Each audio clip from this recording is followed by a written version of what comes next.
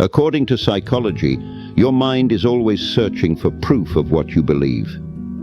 Have you ever caught yourself stuck in a loop of negative thinking, where every little thing seems to confirm your worst fears or doubts? That's called confirmation bias. It's when we unconsciously focus on evidence that supports what we already believe, especially when those beliefs are negative about ourselves or our situation. It can be a vicious cycle, and one that's hard to break free from, but not impossible. You have to become aware of your thoughts.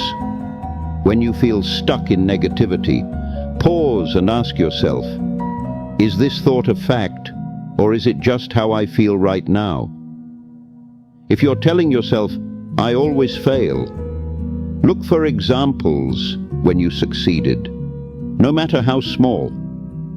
Often when we're feeling negative, we don't question the truth of what we're thinking. We just accept it as reality. But eventually, you'll realize the thought is based on emotion, not fact. The biggest lies, we believe, are the scenarios we create in our heads. There is generally a far greater gap between what we believe and what has actually happened. When someone takes too long to respond to us, we don't ask, we assume. We convince ourselves someone is ignoring us when they're just going through something difficult. We come up with a lot of explanations. They're angry, they're distant, they're losing interest. Instead of sending a simple text asking for clarification, we suffer through our made-up scenarios, because creating these stories seems safer to us. It's our fear of vulnerability making things up so we don't have to ask simple questions. Yet the simple question we're afraid to ask is far less painful than the stories we create to avoid asking it. Assumptions can become a habit in an attempt to protect ourselves, but they're exactly what we should avoid. Rather than assuming, ask. Seek to understand. Do you know how long an emotion lasts?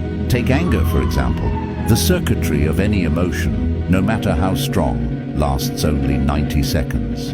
So if you stay angry at your partner or friend for 3 days, it's due to repetitive inner monologue, not the original trigger.